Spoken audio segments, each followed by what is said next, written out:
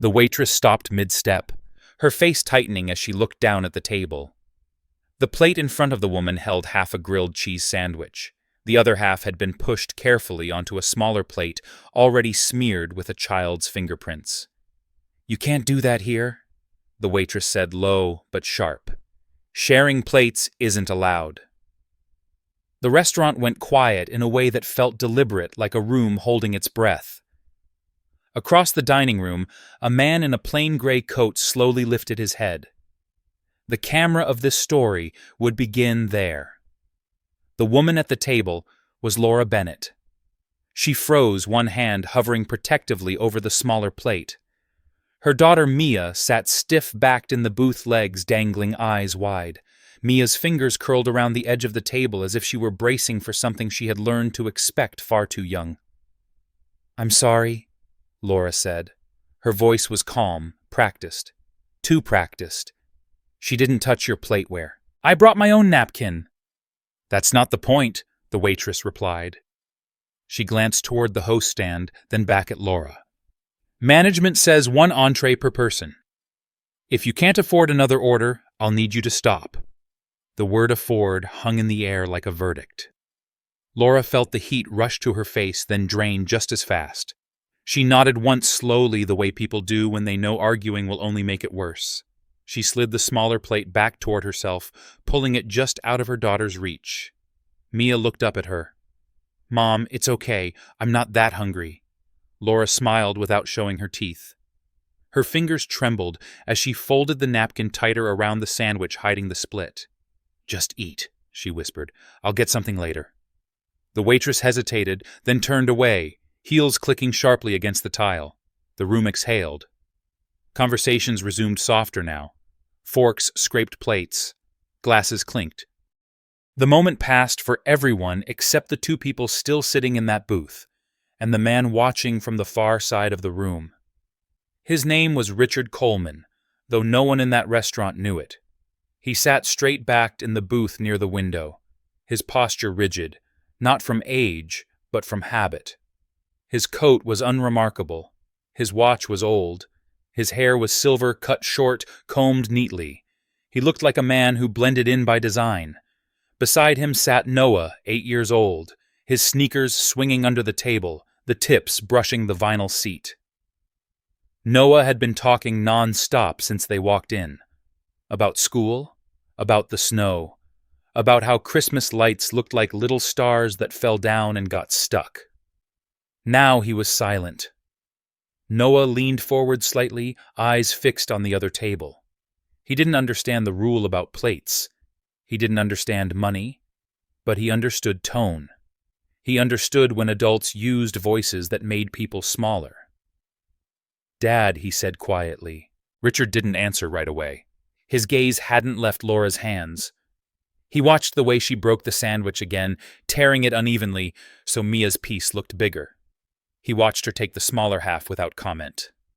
"Dad," Noah repeated. "What is it?" Richard asked, his voice low. "Why is that lady scared?" The question landed heavier than the waitress's words had. Richard drew a slow breath through his nose. He felt the familiar tightening in his chest, the one that came when he recognized something he wished he didn't. He had seen that look before, in courtrooms, in factory floors before the sale, in offices where people knew they were about to lose something and had no power to stop it. "She's not scared," Richard said carefully. "She's trying not to make trouble." Noah frowned. "But she didn't do anything bad." "No," Richard said. She didn't. The restaurant sat on the edge of a small Midwestern town, the kind of place where everyone pretended they were equal because no one wanted to say out loud that they weren't. Christmas wreaths hung in the windows. A tree blinked softly near the bar. The smell of butter and fried onions clung to the air. Richard had chosen this place on purpose. Not because it was fancy, because it was ordinary. He had learned a long time ago that ordinary places revealed the most truth. "Is she in trouble?" Noah asked. Richard glanced at his son. Noah's eyes were sharp, curious, unsettled. Richard saw too much of himself in that look. He set his fork down carefully, aligning it with the edge of the plate. "No," he said. "Not yet." Noah watched the waitress disappear into the back, then leaned closer. "Dad, can we help her?" Richard didn't respond, not because he hadn't heard, but because he was listening to something else. The low murmur at the host stand, the clipped voice of a manager, the subtle shift in attention from nearby tables. The manager, a man in his late 40s with a tight smile and an overstarched shirt, leaned toward the waitress. Richard couldn't hear the words, but he could read the body language. The shrug, the slight roll of the eyes, the glance toward Laura's booth. This wasn't about policy. It never was. Richard felt something colder than anger settle behind his ribs, the kind of focus that came before decisions that changed trajectories. He reached into his coat pocket, pulled out his phone, and unlocked it. Noah watched him confused. "Dad," Noah whispered. Richard placed the phone face down on the table. His thumb rested on the edge, steady, controlled. "Finish your dinner," he said. "But finish." Richard repeated, not unkindly, but final. Noah obeyed, though his eyes kept drifting back to the booth across the room. At Laura's table, Mia had finished her half and sat back, hands folded in her lap. She stared at the blinking lights on the tree, pretending not to notice her mother hadn't eaten yet. Laura lifted the remaining piece of sandwich, paused, then set it down untouched. Her appetite had vanished. All she could feel was the weight of being seen and judged at the same time. She reached for her purse, checking again, even though she already knew. A few crumpled bills, not enough for another entree, barely enough to pay for what they had ordered. The waitress reappeared, stopping at the edge of the booth. Her tone was different now. Quieter, tighter. "My manager says if you're done, we'll need the table soon." Laura nodded. "Of course." She began gathering napkins, stacking plates neatly, the way people do when they're trying to show they belong. That was when a chair scraped loudly against the floor. Every head turned. Richard stood. He moved slowly, deliberately, as if the room itself were something fragile he didn't want to startle. He buttoned his coat, straightened his cuffs, then walked toward the center of the restaurant. The manager noticed him immediately, stepping forward with a practiced smile. "Sir, can I help you?" Richard stopped just short of the host stand. His eyes didn't leave Laura's table. "Yes," he said.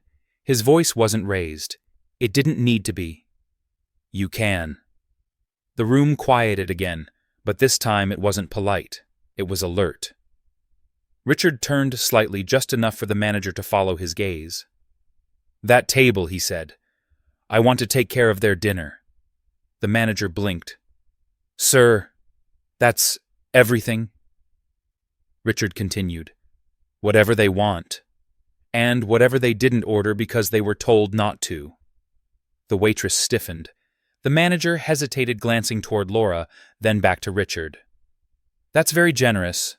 But Richard finally looked at him. His eyes were calm, flat, assessing. The look of a man who had ended negotiations without raising his voice. "I wasn't asking for permission," Richard said. "I was informing you." A murmur rippled through the room.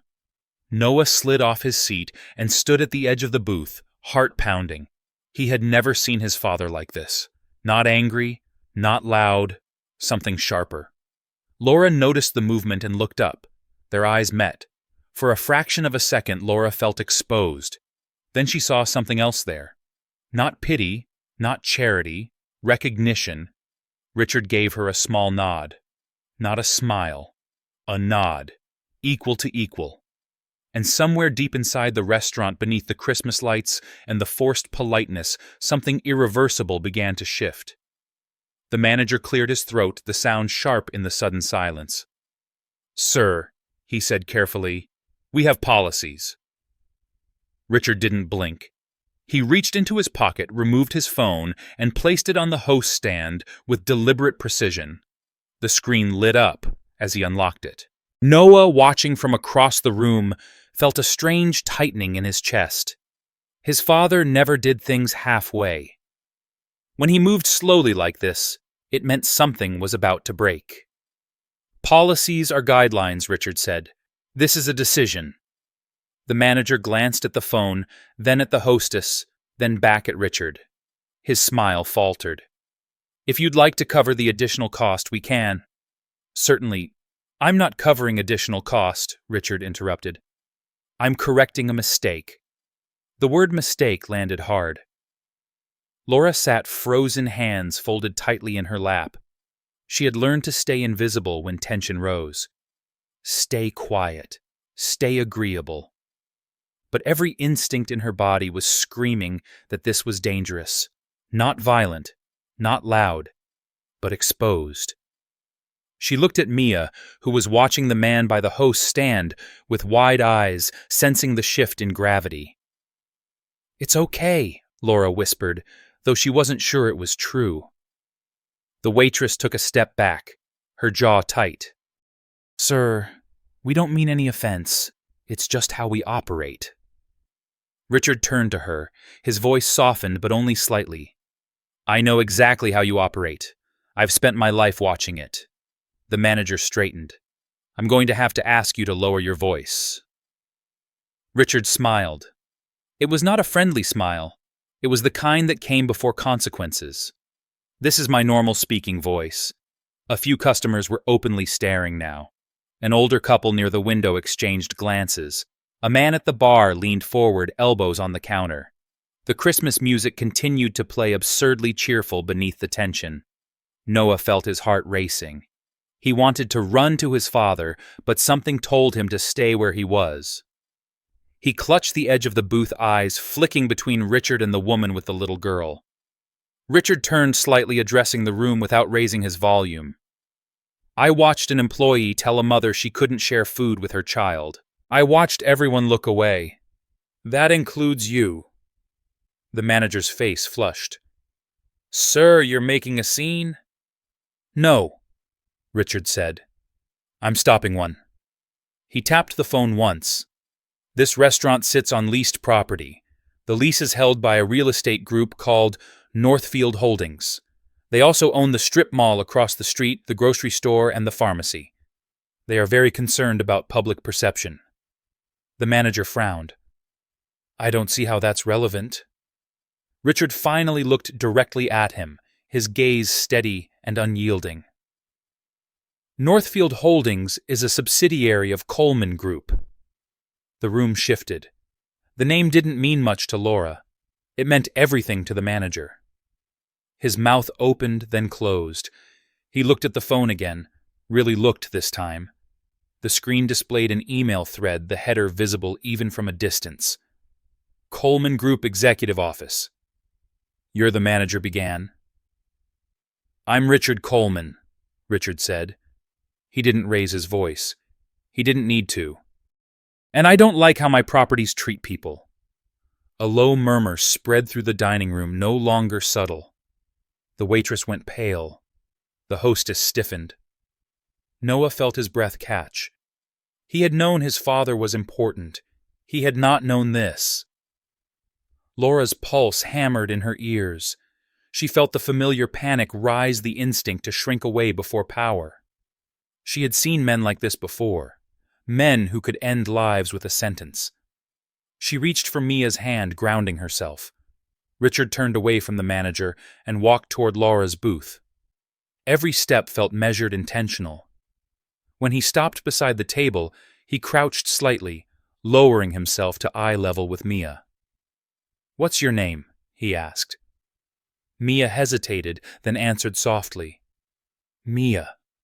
"That's a good name," Richard said. "Do you like hot chocolate?" Mia nodded, eyes darting to her mother. Richard looked up at Laura. "May I—" Laura swallowed. Every muscle in her body screamed caution, but there was no condescension in his eyes, no expectation, just an offer. "Yes," she said quietly. "Thank you." Richard straightened and turned back toward the manager. "Bring them a full meal. Something warm, something that doesn't make them feel like they're doing something wrong. And clear this table's bill." The manager nodded rapidly. "Of course. Absolutely." And Richard added, "You'll apologize." The manager stiffened. "Sir." "You will?" Richard said. "Or we can discuss this with legal counsel in the morning." The apology came fast, awkward, mumbled. It wasn't good enough. Richard knew it. Laura knew it. But it was something. As the manager hurried away, Richard returned to his table. Noah watched him approach, eyes wide. "Dad," Noah whispered as Richard sat down. "Are you in trouble?" Richard shook his head. "No." "Did you just fire that man?" "No." Noah frowned. Then why did he look like he was going to cry? Richard considered that. "Because sometimes people realize they've been standing on something that can move." Noah absorbed this, then glanced back at Laura's booth. The waitress was returning with a tray. Steam rose from the dishes. Mia's eyes lit up. "Dad?" Noah said softly, "Is it okay if I wave?" Richard followed his gaze. Laura was watching too now, her expression unreadable. "Yes," he said. "That's okay." Noah lifted his hand and gave a small, hesitant wave. Mia stared, then broke into a shy smile and waved back. Laura felt something twist in her chest. Not relief. Something sharper. Dignity. She straightened slightly in the booth as if reclaiming space she hadn't realized she'd surrendered. The waitress set the plates down carefully, avoiding eye contact. "I'm sorry," she murmured, though she didn't say to whom. Laura nodded once. "Thank you." The food smelled rich, real. Mia picked up her fork, then paused. "Mom." "Yes, baby." "Can you eat with me?" Laura met her daughter's eyes and felt her throat tighten. "Yes," she said. "I can." Across the room, Richard watched the two of them begin to eat. He felt the familiar pull of memory, sharp and uninvited. His wife gone too soon. The years he had spent building walls instead of bridges. The deals he had justified because they were legal even when they were wrong. Noah leaned against his arm. "Dad," he said, voice low. "I'm glad you did that." Richard rested his hand on his son's shoulder. "So am I." "But why didn't anyone else?" Noah asked. Richard looked around the restaurant. People had returned to their meals, but the air had changed. Conversations were quieter, movements more cautious. "Because it's easier not to see," Richard said, "and because sometimes people forget that rules are supposed to serve people, not the other way around." Noah nodded slowly, filing the words away without fully understanding them. He would later. Laura finished her meal, slowly savoring each bite. She felt eyes on her, but they no longer burned. They weighed. She could live with that. When she stood to leave, she hesitated, then turned toward Richard's table. Her steps were careful, deliberate. Mia trailed behind her, clutching the edge of her coat. "Sir," Laura said. Richard looked up. "I didn't ask for this," she said, meeting his gaze. "But I won't pretend it didn't matter." Richard inclined his head. "That's fair." Mia tugged at Laura's sleeve. "Mom, can I say thank you?" Laura nodded. "Thank you," Mia said, her voice clear. Noah stood up without thinking. "You're welcome," he said, then flushed. "I mean, I'm glad you got food." Mia smiled. Laura felt tears sting her eyes, but blinked them back. "Merry Christmas," she said softly. Richard watched them walk toward the door, the bell chiming as it opened. The cold air rushed in, then out again. Noah exhaled. "Dad," he said, that felt big. Richard looked down at his son, at the boy who had noticed what others ignored. "It was," he said. "And it isn't over." Noah frowned. "How do you know?" Richard glanced toward the window where Laura and Mia disappeared into the falling snow. "Because when you pull on a thread like that," he said, "you never know what else it's tied to." Outside, Laura tightened her coat around Mia as they stepped into the cold. Her hands were still shaking, but she walked taller than she had when she came in. Somewhere behind her, unseen, the ground had shifted. Snow gathered along the curb in uneven gray ridges already churned by passing cars. Laura pulled Mia's hat lower over her ears as they walked toward the bus stop, the cold biting harder now that adrenaline was fading. Her legs felt hollow, like she had been holding herself upright with borrowed strength that was beginning to run out. "Mom," Mia said softly, keeping pace beside her. "Was that man important?" Laura hesitated. The streetlight flickered above them, casting their shadows long and thin on the pavement. "Yes," she said. "I think he was." "Like a boss?" Laura let out a quiet breath. "Something like that." They reached the bench by the stop. Laura sat pulling Mia close, wrapping her arms around her daughter's small body as a bus roared past without slowing. The warmth of the restaurant already felt far away, like something that had happened to someone else. What stayed was the look in that man's eyes when he spoke the name. Coleman. The way the room had changed. The way power moved when it finally chose to show itself. She had spent years avoiding that kind of gravity. Inside the restaurant, Richard waited until the door closed behind Laura and Mia before he stood again. He moved back to the host stand, where the manager hovered hands clasped too tightly in front of him. "I assume we're clear?" Richard said. The manager nodded, swallowing. "Yes, sir. Completely." Richard studied him for a long moment, then looked past him, scanning the room. "This isn't about me," he said. "It never was. Remember that." The manager nodded again, faster this time. Richard returned to his table. Noah was quiet now, watching the snow through the window, his breath fogging the glass. "Dad," he said after a moment, "are people going to be mad at you?" Richard considered the question. "Some will," he said. "Some already are." "Do you care?" Richard smiled faintly. "Less than I used to. They paid and left without ceremony." Outside, the cold hit hard, sharp enough to clear the air from Richard's lungs. He buttoned his coat and took Noah's hand as they walked toward the car. As they drove, Noah stared out the window, tracking the passing lights. "Dad," he said quietly, "that lady looked scared." "Yes," Richard said. "But she didn't run away." Noah continued. "She stayed." Richard glanced at his son in the rearview mirror. "That's because she's strong," he said. "People mistake quiet for weakness. They're often wrong." Noah nodded, absorbing this the way children do, storing it somewhere deep. Across town, Laura unlocked the door to their apartment, the lock sticking as it always did. The heat kicked on with a low groan that barely made a difference. She flicked on the light and set her purse down, leaning against the door for a moment longer than necessary.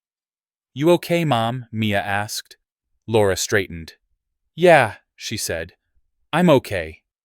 They changed into pajamas. Laura reheated leftover soup on the stove, listening to the thin rattle of the burner. Mia sat at the small table, humming to herself, drawing with a dull crayon. "Can I draw him?" Mia asked suddenly. Laura paused. "Who, the boy?" Mia said. "And his dad."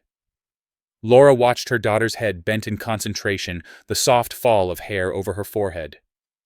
"You can draw whatever you want," she said.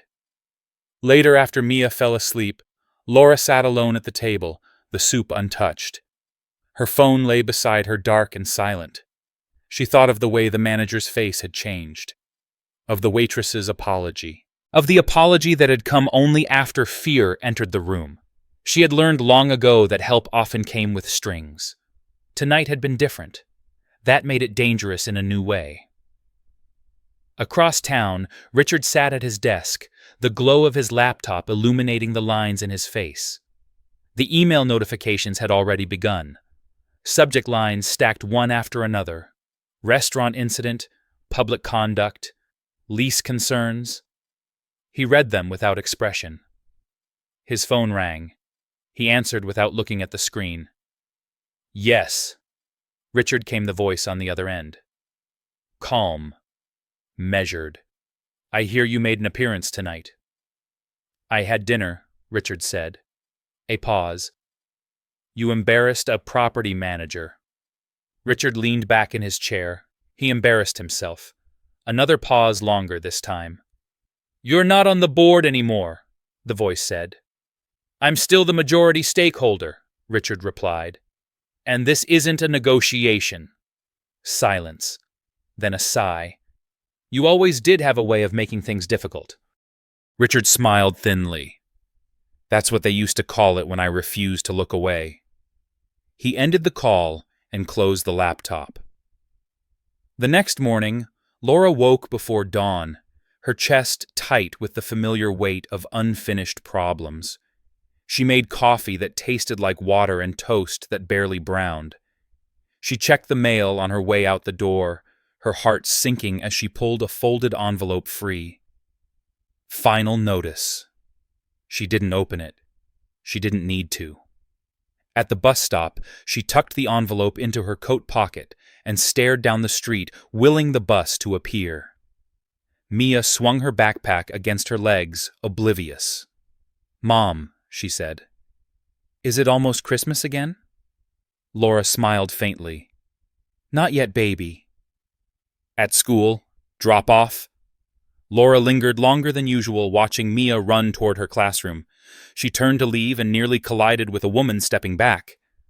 Oh, the woman said. Sorry. Laura nodded and moved on, unaware that the woman had watched her carefully, had taken note of the address on the envelope peeking from her pocket. At noon, Richard stood in a different building entirely, one of glass and steel that overlooked the river. He listened as a junior attorney spoke too quickly, too eagerly. There's potential exposure, the attorney said. If this gains traction? It won't, Richard said. Not if we handle it correctly. And how is that? Richard looked out the window the city spread beneath him. We start by asking why it happened, he said. And then we fix that. The attorney hesitated. Sir, with respect, this is a restaurant policy issue. Richard turned. No, he said.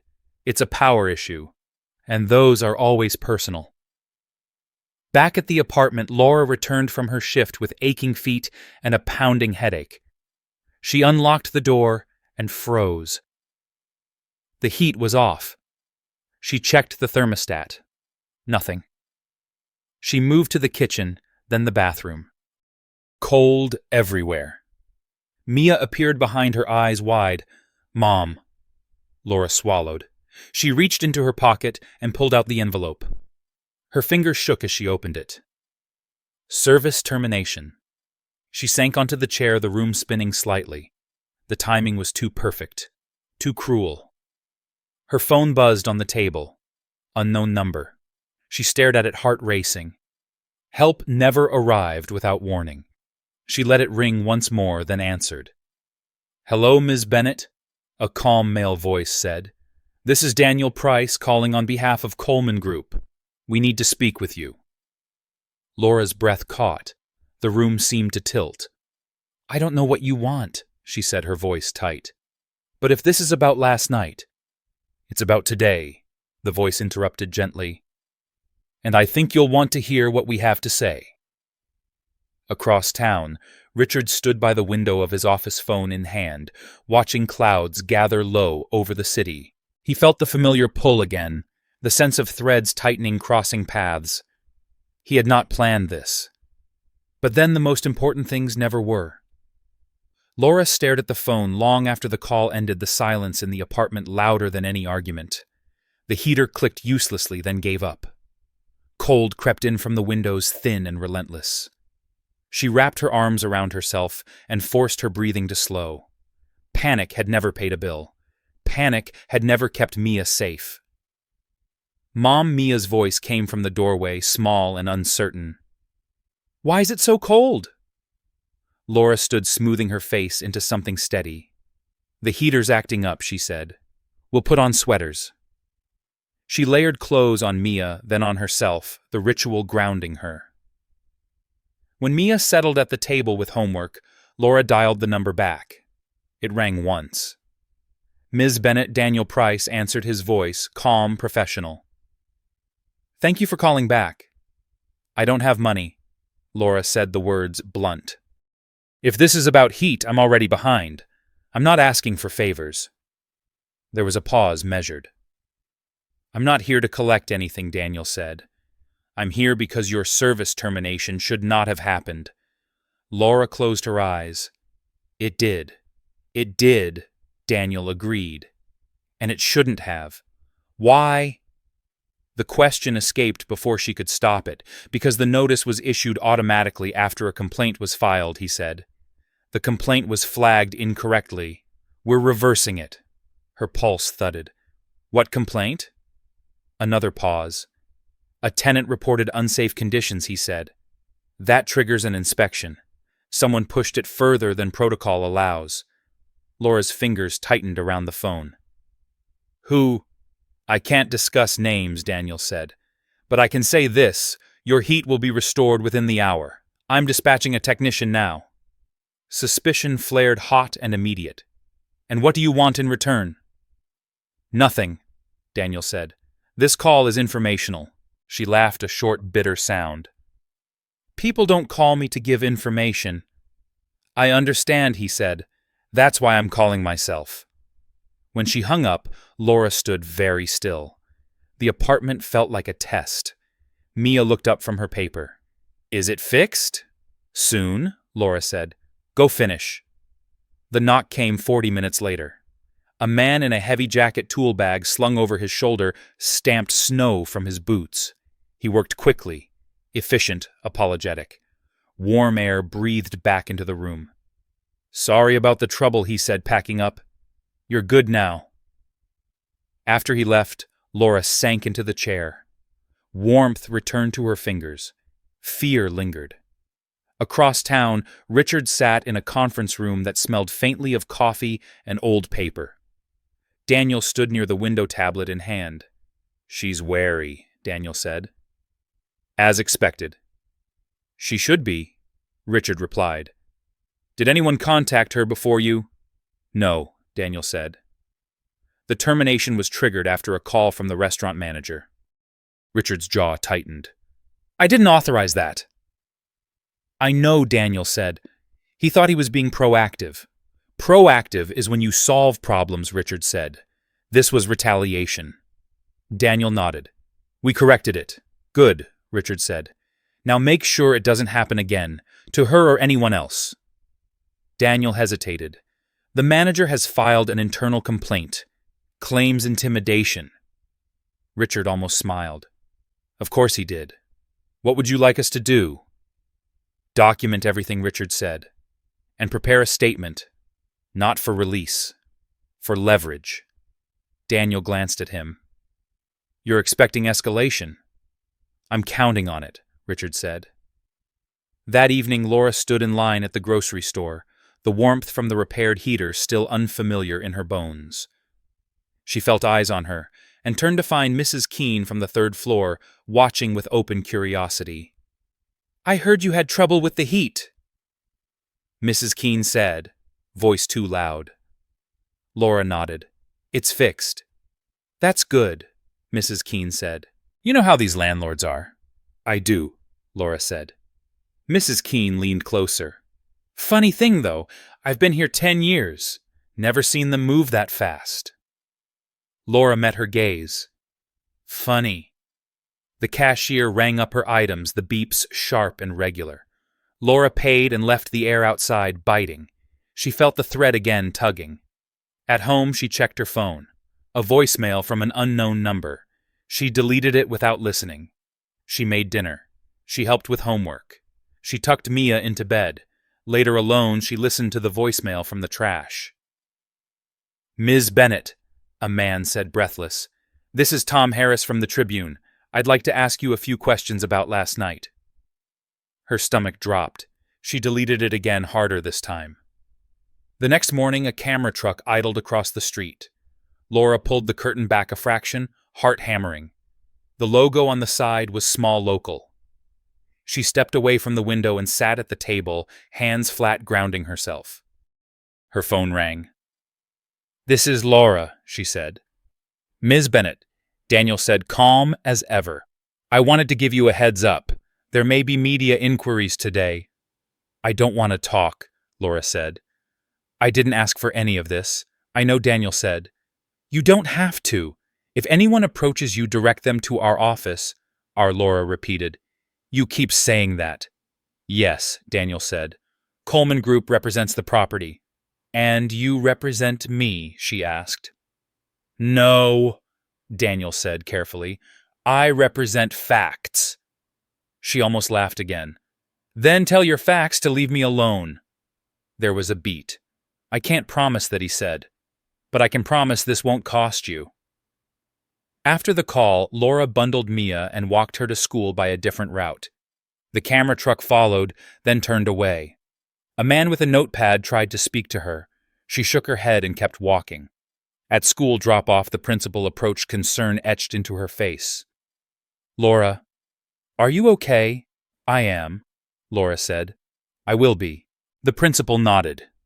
If you need anything, I know, Laura said. Thank you. Across the city, Richard watched the morning news without sound. The lower third read, Local restaurant incident sparks debate. He muted the screen entirely and stood. Noah, he called.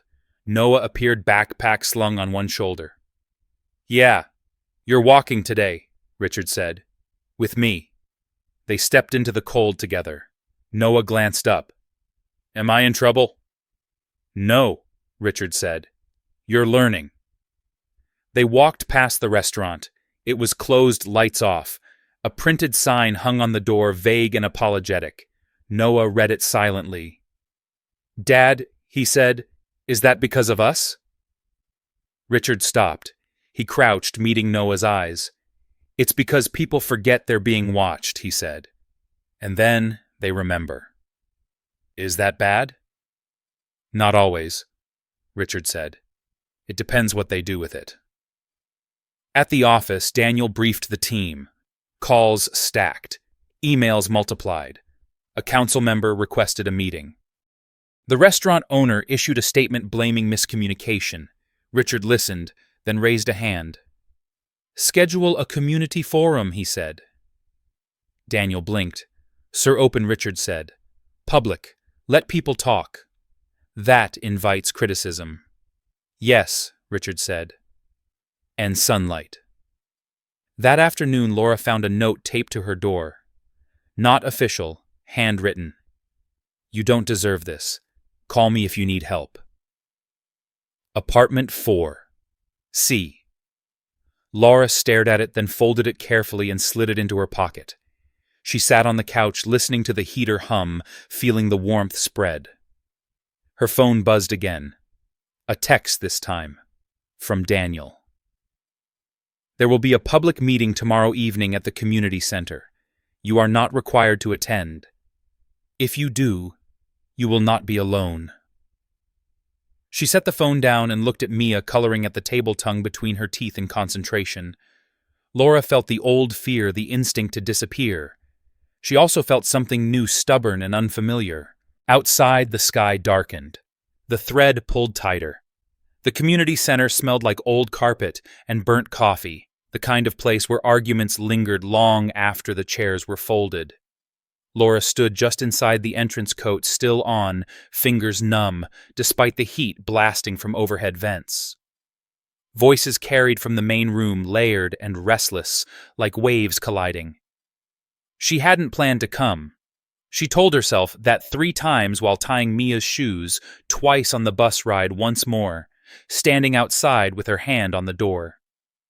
In the end, she came because staying away felt like surrender, and she was tired of surrendering. Mia clutched her hand, eyes darting. Are we in trouble? No, Laura said. We're just listening. Inside, folding chairs filled the room. A long table stood at the front with microphones and name placards. City Council, Property Management, Community Relations. The words looked official, impersonal, safe for people who weren't the ones being talked about.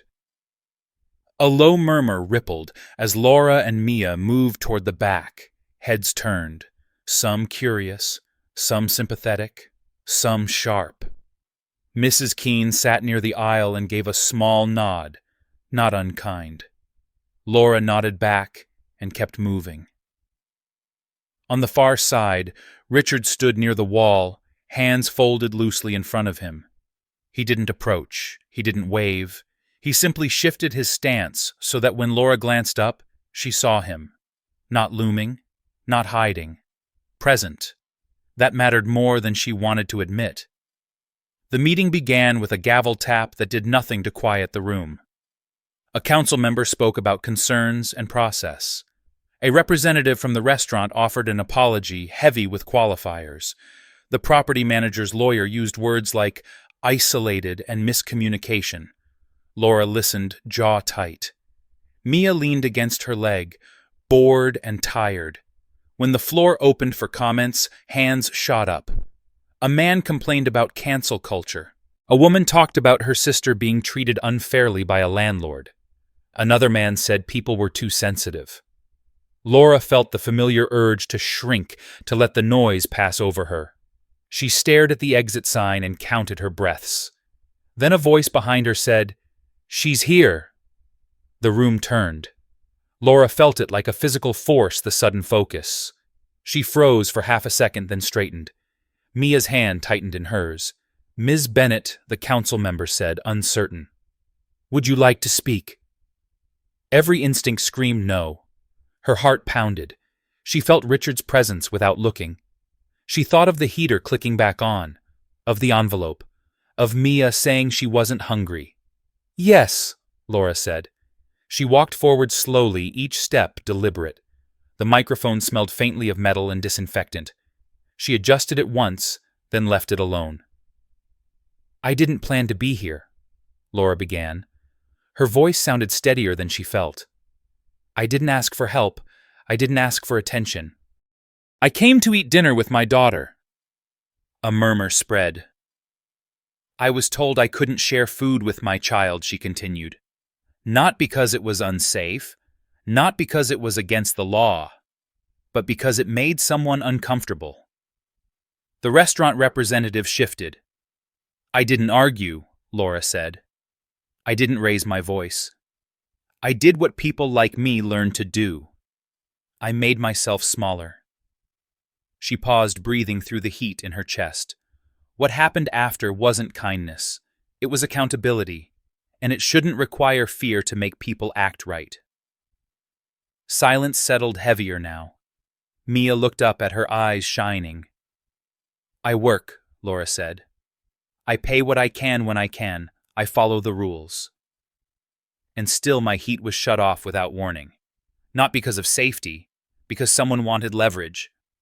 The property manager's lawyer leaned toward his microphone. "There's no evidence." "There is," Laura said, turning toward him. Her voice didn't rise. "It's in your logs." The timing. The complaint filed after the restaurant incident. The override. The lawyer closed his mouth. Laura finished quietly. "I'm not asking for special treatment. I'm asking to be treated like a person." She stepped back. Applause started in pockets, then spread uneven and real. Laura felt her knees threaten to give out and sat quickly. Mia hugged her waist. Richard moved then, not toward the front, but toward the side table. He leaned in and spoke to Daniel, who nodded and stepped away. A woman in a knit hat raised her hand. "If this can happen to her," she said, pointing at Laura, "it can happen to any of us." Heads nodded. Voices rose. The council member banged the gavel again. "We will be reviewing property management practices," he said, sweat beading at his temples.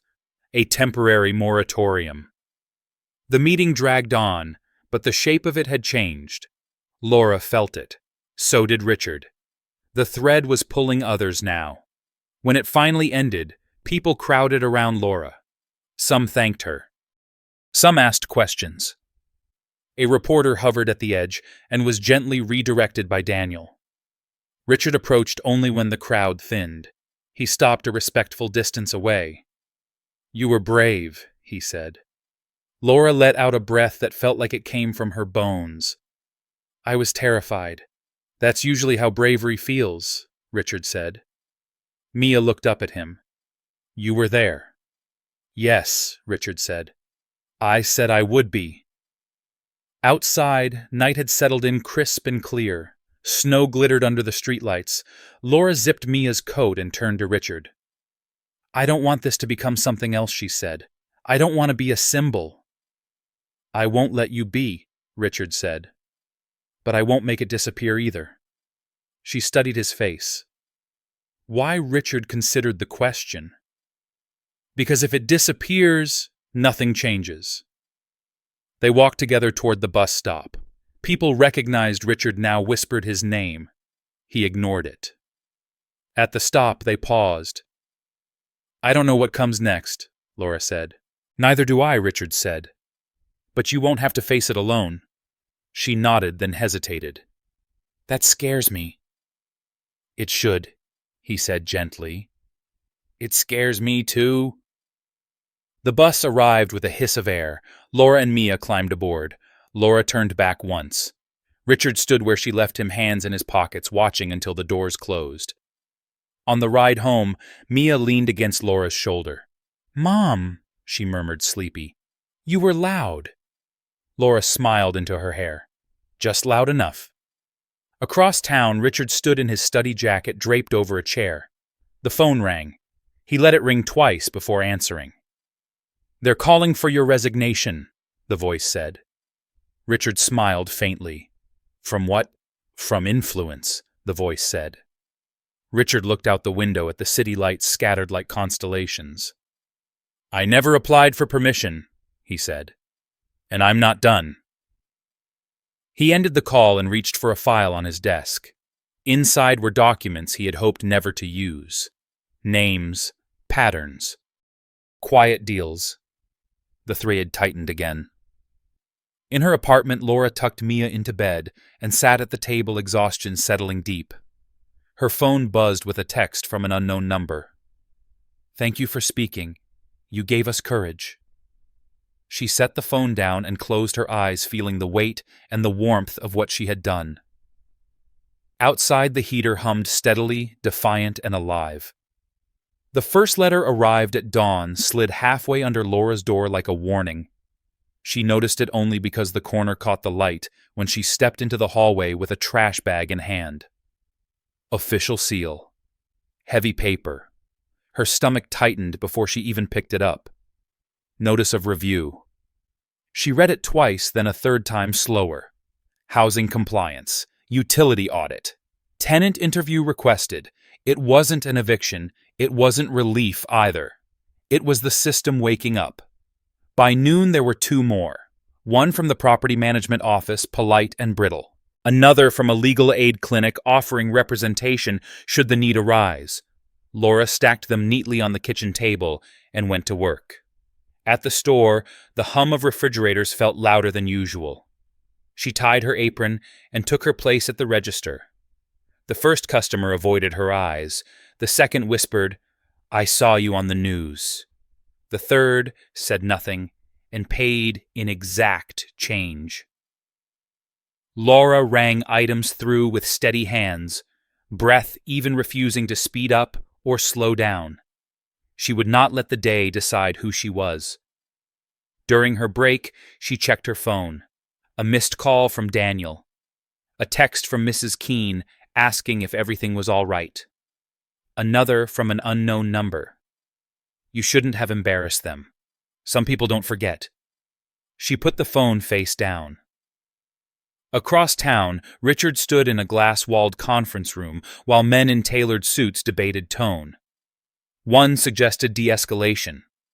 Another suggested a donation. A third suggested silence. Silence reads as guilt, Richard said. Visibility invites scrutiny, someone countered. Richard folded his hands. Scrutiny is overdue. Daniel slid a folder across the table. We traced the complaint chain, he said. It doesn't stop with the restaurant manager. There's coordination. Informal, but patterned. Names, Richard asked. Daniel hesitated. Some. Richard opened the folder. His expression didn't change, but the room cooled. Prepare affidavits, he said, and call the council member back. We'll attend the review. You, someone asked. Yes, Richard said. Me. That afternoon, a woman in a city badge knocked on Laura's door. She introduced herself, polite, efficient eyes already scanning the room. Laura answered questions carefully. Dates, times, notices received. The woman took notes, nodded, thanked her, and left a card. Mia watched from the doorway. Are we in trouble? Laura knelt and took her hands. No, she said. We're being counted. That night, Laura lay awake listening to the heater cycle on and off. She thought of the word review and how it could bend. She thought of the faces in the room when she spoke. She thought of Richard standing by the wall, not claiming the moment, not leaving it either. Her phone buzzed. Daniel. They want to meet tomorrow morning. You don't have to attend. If you do, I'll be there. She typed back. I'll come. Morning came gray and brittle. Laura dressed Mia and dropped her at school, kissed her forehead longer than usual. At the municipal building, the lobby smelled of disinfectant and coffee. Daniel met her at the desk, calm as always. They'll ask questions, he said. Answer only what you know. And if they push, they will, Daniel said. Let them. In the hearing room, microphones blinked red. A panel of officials sat behind a raised desk. The property management attorney nodded at Laura without warmth. A reporter scribbled. Another watched her too closely. The chair called the meeting to order. Procedures. Jurisdiction. Laura listened, shoulders back, hands folded. When it was her turn, she spoke plainly. What happened? When? How it felt? She didn't embellish. She didn't apologize. She stopped when she was done. The questions came sharper. Why had she gone to that restaurant if money was tight?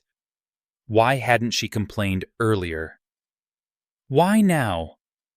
Because now you're listening, Laura said. A ripple moved through the room. A door opened quietly at the back. Laura felt it before she saw it. The shift in attention. Richard entered, coat off, tie loosened, moving with unhurried certainty. He took a seat behind the panel, not at the witness table. Whispers followed him like a wake. The chair stiffened. Mr. Coleman, we weren't expecting. I know, Richard said. That's on me. Laura didn't look back. She didn't need to. The panel conferred in murmurs. The property attorney objected to relevance. Richard leaned forward. Relevance, he said, is whether systems punish compliance and reward silence. This one did. He didn't raise his voice. He didn't accuse. He laid out timelines, documents calls, patterns. He spoke like a man used to rooms deciding things while pretending not to. When it ended, the chair announced a temporary injunction. Services protected. Practices under review. A recommendation for policy changes. Outside, the press surged. Daniel intercepted. Richard stood back. Laura found the air and breathed. You didn't have to come, she said when they stood alone near the steps. I know, Richard replied. Why did you? Because accountability doesn't work if it's outsourced, he said. And because this wasn't about saving face. It was about setting a line. She nodded. I'm still scared. So am I, he said. That's how I know it matters. The days that followed moved faster. Letters stopped. A notice arrived confirming protections. The restaurant announced new training. The manager resigned. A donor pulled funding from the council members' re-election committee. A community forum filled to standing room. Laura returned to routine with an edge of watchfulness. At school pickup, another parent squeezed her arm. At the store, a man apologized for a comment he'd made weeks ago. She accepted neither praise nor absolution. She focused on Mia's spelling test on soup, simmering on sleep. One evening, a knock came at the door. Mrs. Keene stood there with a casserole and an awkward smile. Figured you could use a night off. Laura hesitated, then stepped aside. "Thank you." Later, after Mia slept, Laura found an envelope in her mailbox. No seal, just her name handwritten. Inside was a single page, a typed summary of protections, enacted resources available, and at the bottom a line in pen. "If anything changes, call me. Not because you owe me, because you don't." She sat at the table a long time, then folded the paper and put it with the others. Not as a shield, as a record. Across town, Richard stood alone in the darkened office. He watched the city breathe. His phone rang. He answered. "They're circling," the voice said. "They want your statement." "They can have it," Richard replied. "When I'm ready." "And when is that?" Richard looked at the lights, at the river's slow curve. "When the story stops being about a restaurant," he said, "and starts being about who decides who counts." He ended the call and turned off the lights. Somewhere threads tightened and crossed. Somewhere else a heater hummed through the night, steady and alive. The envelope arrived without a return address, heavier than it needed to be slid into Laura's mailbox sometime after midnight. She found it in the morning when she went out for the paper, the sky still dark, the air brittle with frost. She didn't open it right away. She stood there in the hallway, listening to the building breathe, feeling the old instinct to postpone bad news. Inside, Mia was at the table with cereal humming to herself. Laura set the envelope beside her coffee and watched the steam curl, then finally tore it open. It wasn't legal, not officially. No seals, no letterhead. Just a printed page clipped to a second sheet, covered in dense text. The first page was a photograph. Laura recognized the restaurant manager immediately. His face caught mid-sentence, mouth half open, eyes sharp. The timestamp in the corner read 2 nights ago. The background was unmistakable. A bar on the south side, dim familiar. The second page was a transcript. Snippets of conversation. Names. Dates. A casual reference to making an example. A laugh. Her stomach dropped. "Mom?" Mia said, noticing the change. "Did I do something wrong?" Laura forced her hands to steady. "No," she said. "Eat your breakfast." She folded the papers carefully and slid them into her bag. The instinct to protect rose, first fast and fierce. Protect Mia. Protect routine. Protect the fragile sense of normal they had rebuilt. She kissed Mia's head, grabbed her coat, and walked her to school without mentioning the envelope. At work, the day moved in fragments. The bell on the door chimed. Shelves needed restocking. A delivery arrived late. Laura smiled when required, nodded when spoken to, kept her eyes forward. On her break, she stepped into the alley and called Daniel. He answered on the second ring. "Are you somewhere private?" "Yes," Laura said. "Someone sent me something." She described the envelope, the photo, the transcript. Silence stretched on the line. "Don't forward it," Daniel said finally, "and don't respond to anyone." "What is it?" Laura asked. "It's a test," Daniel said, "to see if you'll flinch." She closed her eyes. "Who sent it?" "I can make an educated guess," Daniel said. "But that's not the point." "What is the point?" she pressed. "That they want you to feel watched," he said, "and alone." Laura laughed quietly. "They're late." That afternoon, Richard sat at his desk, the city gray beyond the windows. Daniel stood across from him, tablet in hand, jaw tight. "They're escalating," Daniel said. "Anonymous pressure, leak attempts. They want her to react." Richard's fingers steepled. "Did they send the material?" "Yes." Richard nodded once. "Good." Daniel blinked. "Good." "It means they're nervous," Richard said. "People who feel secure don't whisper." "You're comfortable with this?" Daniel asked. "I'm comfortable with daylight," Richard replied. "This gets us closer." Across town, Laura returned home to find Mrs. Keene waiting by the stairs. "Everything okay?" she asked, eyes searching. "Yes," Laura said. Why? Mrs. Keene hesitated. There were men asking questions. Laura felt the familiar chill. About me, Mrs. Keene nodded. Said they were from a consulting firm. Laura smiled thinly. Thank you for telling me. That night she tucked Mia into bed and sat at the table, the envelope between her palms. She didn't want to involve Richard. She didn't want to owe him. But the transcript gnawed at her, the casual cruelty of it, the ease with which harm was discussed. Her phone buzzed. A text from Richard. I heard something reached you today. Are you safe? She stared at the screen, then typed back. Yes, but I don't like it. Neither do I, came the reply. May I come by tomorrow? She hesitated, then wrote, Yes. The next day, Richard arrived in the early evening coat dusted with snow. He didn't sit until Laura did. She handed him the envelope without ceremony. He read in silence, eyes moving quickly. When he finished, he set the pages down carefully, as if they were fragile. They want you to panic, he said. I won't, Laura said, but I also won't pretend this is nothing. It isn't. Richard agreed. It's intimidation. She folded her arms. I didn't ask for this fight. I know, he said, but you didn't start it either. Mia peeked around the corner, curious. Richard smiled at her. Hey, kiddo. She smiled back. Mom says you're serious. Richard chuckled softly. Only when it matters. When Mia retreated, Laura leaned forward. What happens now? Richard considered. Now we choose how visible you want to be. She stiffened. I don't want to be a spectacle. You won't be, he said, but silence has costs too. She nodded. What are you proposing? A statement, Richard said. Not about them. About you. About why this matters. On your terms. Laura shook her head.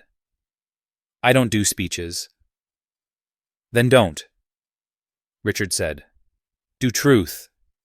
She looked at him. And if it gets worse, it might. He said honestly. And I will be there. Not in front of you. With you. She searched his face for pity, for control. Found neither. Okay, she said. But I keep my job. I keep my home. I keep my daughter out of it. Agreed, Richard said. The statement went out the next morning, brief and unadorned.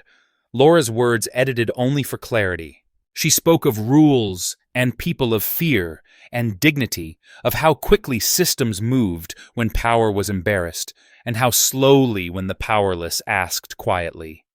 The reaction was immediate. Support flooded in. So did anger. Anonymous comments sharpened. A radio host mocked her. A columnist praised her restraint. The men who whispered before went quiet. At school pickup, a woman Laura didn't know pressed a note into her hand. Thank you for not backing down. At home, the phone rang again and again. Laura let it go to voicemail. She made dinner. She helped with homework. She read Mia a story about a stubborn mouse who refused to leave his house. That night, Richard watched the news with the sound off. Daniel stood beside him, scrolling. They're backing off, Daniel said. For now. For now, Richard echoed. His phone buzzed. An unknown number. He answered. Richard, a voice said, familiar and displeased. This is getting expensive. So does injustice, Richard replied. You're burning bridges, the voice warned. I'm lighting them, Richard said, so people can see where they lead. He hung up and turned back to the window. In the city below, lights blinked on and off, small and insistent. Somewhere Laura sat at her table, the heater humming, Mia asleep down the hall. The thread tightened once more, not with fear this time, but with resolve. The first snow of the new week fell wet and heavy, clinging to sidewalks and windshields, like it meant to stay. Laura watched it through the kitchen window while stirring oatmeal, the spoon moving slower than usual. The world outside looked muted, softened, but she knew better now. Soft didn't mean safe. Her phone buzzed on the counter. A message from Daniel. No greeting. They filed a civil complaint this morning. Not against you, against the city. Laura closed her eyes briefly. Mom, Mia said, dragging a chair closer. You forgot the raisins. Laura smiled faintly and added them. Thanks. She walked Mia to school under a low gray sky. Parents clustered near the entrance, talking in hushed tones. A man she didn't recognize stared too long, then looked away when she met his eyes. Laura kept her pace steady. She kissed Mia's cheek and watched her disappear into the building before turning back toward the street. At home, the mailbox was full. Flyers, bills, an envelope from a law firm she'd never heard of. She didn't open it. She carried everything inside and stacked it neatly the way she had learned to do when control felt thin. Order first, emotion later. Across town, Richard stood in a room with no windows and too many screens. Charts scrolled, names blinked. Daniel stood to his right, 2 junior associates to his left. They're claiming procedural overreach, Daniel said, framing it as municipal misconduct. Richard nodded. It's a smokescreen. It still creates risk, one associate said. Public perception is already engaged. Richard cut in. And it won't be soothed by silence. He turned to Daniel. Schedule the press availability. Daniel hesitated. You want to speak. I want to listen, Richard said. They'll ask questions anyway. Back at the apartment, a knock came just after noon. Laura opened the door to find a woman in her early 30s, clipboard in hand, city badge clipped to her coat. Ms. Bennett, the woman said. I'm here to follow up. Laura stepped aside. The woman's eyes flicked briefly around the room. I know this is intrusive, she said, not sounding sorry. It's routine. Everything seems routine now, Laura replied. The woman paused, then smiled thinly. That's one way to put it. They sat at the table. Questions, answers, dates. Laura spoke plainly, resisting the urge to defend herself against implications that hadn't been voiced but hung in the air. When it was over, the woman packed up quickly. One more thing she said at the door. If anyone contacts you offering help in exchange for statements, you should decline. Laura met her gaze. I haven't been offered anything. The woman nodded. Good. That evening, the community center filled again, but this time the mood was different. Cameras lined the back wall. Folding chairs scraped loudly. People argued openly. Laura sat in the second row, hands folded, Mia coloring quietly beside her. Richard entered to a ripple of attention. He didn't take the podium. He took a chair near the front jacket, off sleeves rolled, as if he planned to stay a while. The moderator called for order. Questions flew. About accountability, about power, about why it took a billionaire to make anyone listen. Richard waited until the room settled, then spoke. It didn't, he said. It took someone being treated unfairly and refusing to disappear. A man stood. Easy for you to say. You can afford consequences. Richard nodded. That's true, which is why I'm using that privilege here. Not to replace voices, to protect them. Laura felt the words land not as comfort, but as weight shared. A woman near the back spoke up. What happens when the cameras leave? Richard looked at Laura, then back to the room. Then the work continues, he said. Without them. The meeting ended without resolution, but something had shifted again. People lingered. Conversations stretched. A local pastor shook Laura's hand. A young mother whispered thank you. A man scoffed loudly on his way out. Outside, the snow had turned to sleet. Richard walked Laura and Mia to the bus stop, keeping a respectful distance. They're pushing, Laura said. Yes, Richard replied. Because they're losing control of the story. She nodded. I don't want to win a story. I know he said. You want to live your life." They stood in silence as the bus approached. Laura turned to him. "If this ends badly, it won't end cleanly," Richard said. "But it won't end badly." The bus doors opened. Laura and Mia climbed aboard. Laura glanced back once. Richard stood watching, hands in his pockets, unbowed. The next morning, the headline ran smaller than expected. City files complaint amid ongoing review. Beneath it, a photo of the community center, Laura barely visible, head turned mid-sentence. At work, the manager pulled Laura aside. "We've had calls," he said, uncomfortable. "Just be careful." Laura nodded. "I always am." During her break, she listened to the radio. A caller accused her of exaggeration. Another defended her. The host steered the conversation gently, carefully. Her phone buzzed. A text from Richard. "Press conference at 4. You don't need to attend." She typed back, "I won't." At 4, she picked up Mia and walked home through slush. At the apartment, they made cocoa and watched cartoons. Laura kept the volume low, the world at bay. Across town, Richard stepped up to the podium. Flashes popped. He waited. "I'm not here to speak for Ms. Bennett," he began. "I'm here to speak about systems that punish vulnerability." Questions followed. About influence. About motive. About whether he planned to run for office. "No," Richard said. "I plan to hold people to account." That night, Laura listened to the replay online after Mia slept. She heard Richard's calm, the steadiness. She heard her own name spoken with care. Her phone buzzed again. A message from Mrs. Keene. They fixed the lights in the hallway. First time in years. Laura smiled softly. Outside, the snow finally stopped. The streetlights reflected off wet pavement, bright and stubborn. The heater hummed. Laura stood at the window watching the quiet return in pieces. She didn't know what tomorrow would bring, but for the first time she believed she might be allowed to find out. The notice arrived on a Tuesday morning, folded once, slid under the door like it didn't want to be seen.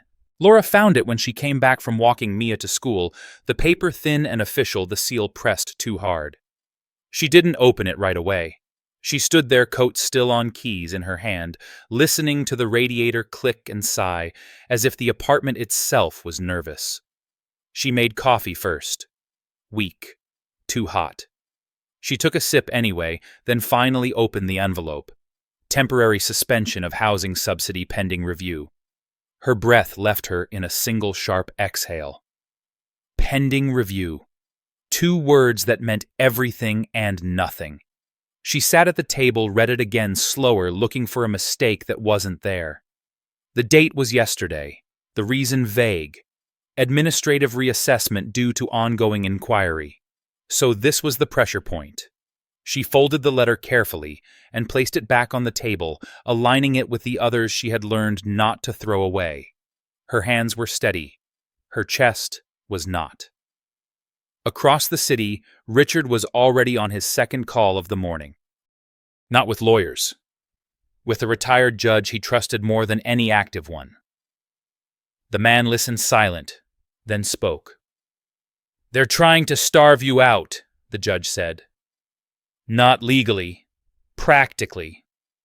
Richard closed his eyes for a beat. "She can't be collateral." "No," the judge agreed. "But she will be if you move too loudly." Richard thanked him and hung up. He stood by the window of his office, looking down at streets he had funded, paved, renamed. Power was a strange thing. It could build hospitals. It could also hide behind forms and waiting periods and polite language while it crushed someone quietly. His phone buzzed. Laura's name. He answered immediately. "I got it too," she said, not wasting time. Her voice was calm, which worried him more than if it had cracked. "They're suspending my housing support." "I know," he said. "I'm working on it." "I don't want you to fix it," she replied. "I want you to understand what it means." "I do." "No," Laura said softly. "You don't. Not yet." He was silent. "If this goes through," she continued, "I have 60 days. maybe less. And every move you make now will be used to say, I'm being influenced. Richard leaned against his desk. What do you want me to do? Nothing, she said, for a moment.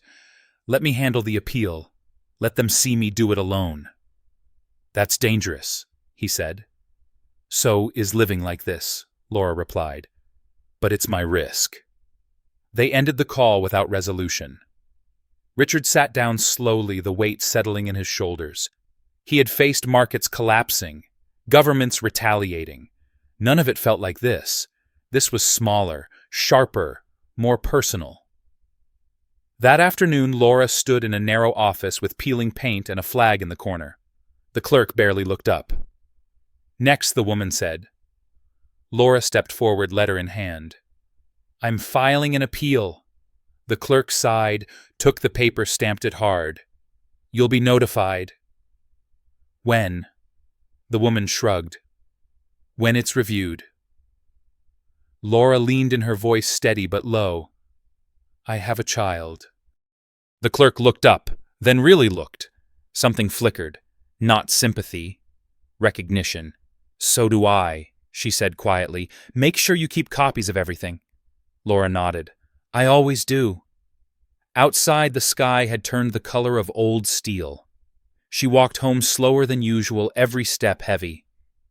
When she reached the building, she saw a small crowd near the entrance. A man with a camera, a woman with a microphone, neighbors hovering uneasy. Laura stopped short. Mrs. Keene spotted her first. They're asking questions, she whispered. About you. Laura straightened her coat and walked forward. The reporter turned immediately. Ms. Bennett, the woman said, microphone up. Do you feel the city is retaliating against you? Laura met her gaze. I feel the city is confused about accountability. Are you being supported by private interests? The reporter pressed. Specifically Mr. Hale. Laura didn't look away. I am being supported by my community, she said. And by the truth. The camera lingered. The reporter waited for more. Laura gave nothing. That evening, Richard watched the clip online, jaw tight. The framing was subtle. Dangerous. Enough to plant doubt without stating anything outright. He called Daniel. They're circling, Daniel said. And they're baiting you. Richard stared at the screen, frozen on Laura's face. I won't take it. Then don't react, Daniel replied. Let them escalate. That's when they make mistakes. At dinner, Mia pushed her peas around the plate. Mom, she said. Are we moving? Laura froze, fork midair. Why would you ask that?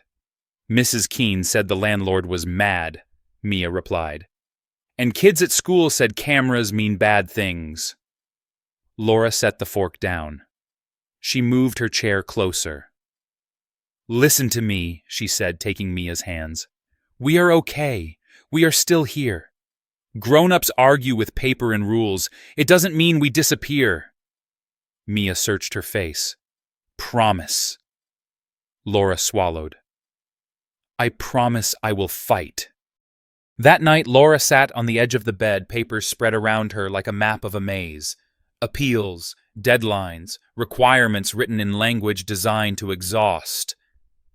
She worked until her eyes burned. Her phone buzzed. A message from Richard Short. I trust you. She closed her eyes, breathed. The next day, the city held a closed session.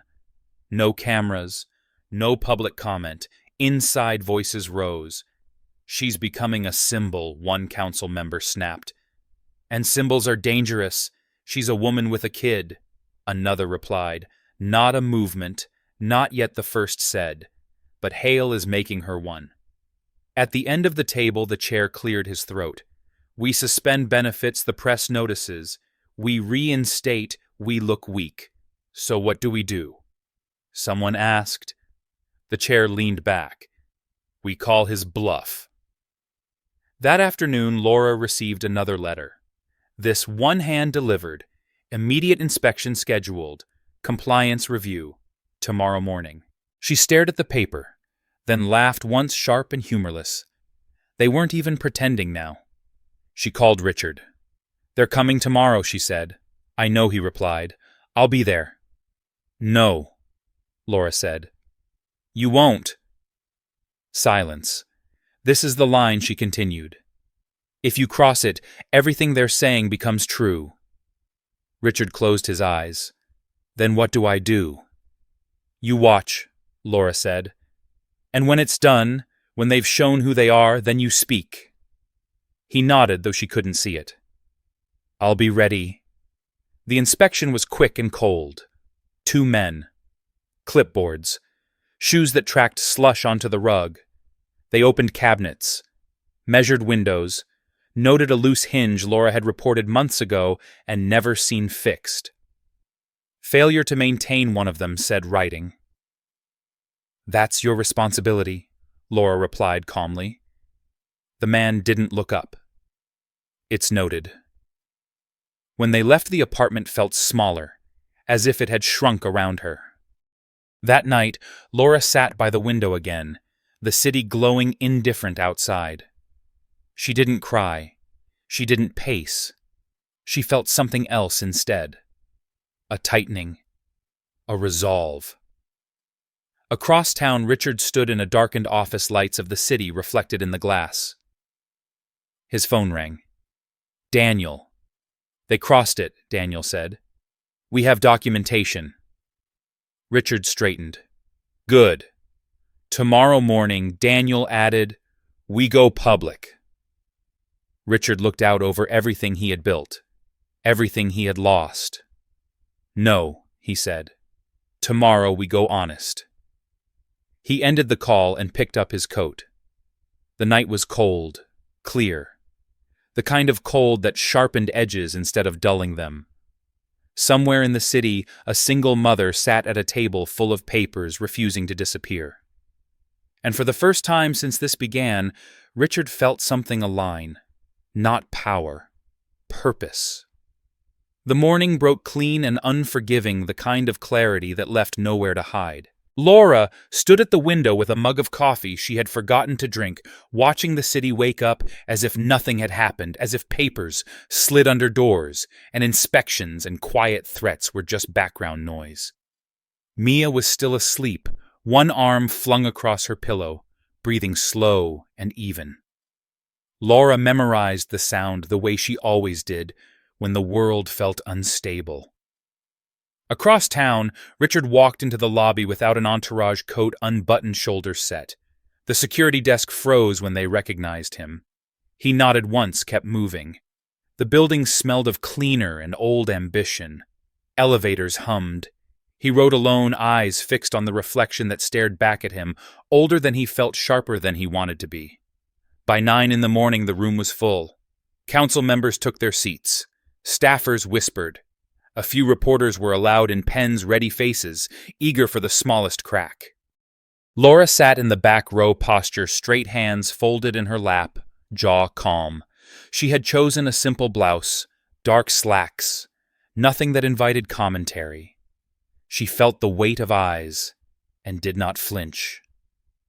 The chair cleared his throat. The agenda moved quickly until it reached the item everyone had been waiting for. Administrative Compliance Review. Housing Subsidy Suspension. The language was dry. The impact was not.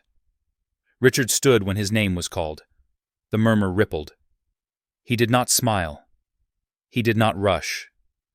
He placed a single folder on the table and looked around the room as if he were counting something that could not be counted. "I'm here because silence has become a weapon," he said, voice even carrying without effort. "And because I refuse to let it be used against someone who followed every rule you set." A council member leaned forward. "Mr. Hale, this is not about you." Richard nodded. "That's the problem." He opened the folder. Not theatrically. Precisely. Documents slid out, copies crisp, timelines, emails, requests unanswered, repairs reported and ignored, inspections scheduled with unusual speed. He named nothing personal. He named processes, patterns, pressure points. This city prides itself on procedure, Richard continued. Procedure exists to protect people without power. When it's bent, it becomes a tool of harm. The chair shifted. Are you accusing the council of retaliation? Richard looked directly at him. I am accusing the system of forgetting its purpose. Laura felt the room change. The air tightened. She could hear her own breathing. She did not look at Richard. She did not need to. A council member tried to interrupt. Richard raised a hand, not commanding, just final. I will finish. He did, slowly. He closed the folder and stepped back. I won't ask you to reverse anything today, he said. I'm asking you to look at yourselves and decide who you serve. Silence followed, thick and uncomfortable. The chair thanked him and moved on. The meeting adjourned without resolution. Cameras flashed as people stood. Voices overlapped. Outside, the sky had clouded. Reporters rushed forward. Laura slipped out a side door, heart pounding but steps steady. She did not want sound bites. She wanted distance. Richard caught up with her on the sidewalk. They stood for a moment without speaking, the city moving around them indifferent and alive. You didn't fix it, Laura said quietly. No, he replied. I didn't. She nodded. Good. That afternoon, the city issued a statement. Neutral, careful. A review would be conducted. Benefits temporarily reinstated pending outcome. No admission, no apology. Laura read it twice. Temporary. Pending. Words that bought time, not safety. She folded the paper and put it away. That night, the building gathered in the hallway. Mrs. Keene brought soup. Someone else brought bread. No one spoke loudly. They stood together close enough to feel each other's warmth. Laura thanked them. She did not cry. Days passed, then weeks. The review dragged. Inspections paused. Reporters lost interest when there was no spectacle. The city hoped the story would starve. It didn't. A community group requested records. A local paper ran an analysis, not dramatic, just clear. Other tenants came forward. Patterns emerged. Not a conspiracy, a culture. Laura testified once briefly. She spoke about forms and fear and how uncertainty became a kind of punishment. She did not mention Richard. She did not need to. The ruling arrived on a Thursday. Full reinstatement. Acknowledgement of procedural error. No names attached. No consequences announced. Laura read it standing in the kitchen sunlight, catching dust in the air. She closed her eyes and let the tension drain slow and unfamiliar. Mia ran in, backpack bouncing. Did we win? She asked. Laura smiled. We stayed. They celebrated quietly. Pancakes for dinner. Extra syrup. Laughter that felt earned. That evening, Richard came by with a box under his arm. Not a gift. A stack of books Mia had mentioned liking once, months ago. He handed them over without comment. They sat on the couch after Mia went to bed, the apartment warm, the radiator finally fixed. The city hummed outside. I didn't save you, Richard said, not seeking praise, not seeking forgiveness. You did that. Laura met his eyes. You stood when it mattered. He nodded. So did you. They did not promise anything. They did not need to. The space between them felt solid, built on choice instead of rescue. Spring came. The city moved on. Laura returned to routines with a steadier step. Richard returned to work with a narrower focus. They met for walks, for coffee, for silence. When they spoke, it was careful and honest. One afternoon, Laura found the original notice at the bottom of a drawer. She held it for a moment, then tore it cleanly in half and threw it away. The act felt small and complete. Across town, Richard signed a check without fanfare, funding a clinic that helped tenants navigate the maze he had just watched from the inside. He did not name it after anyone. Life did not become perfect. It became possible. That was enough.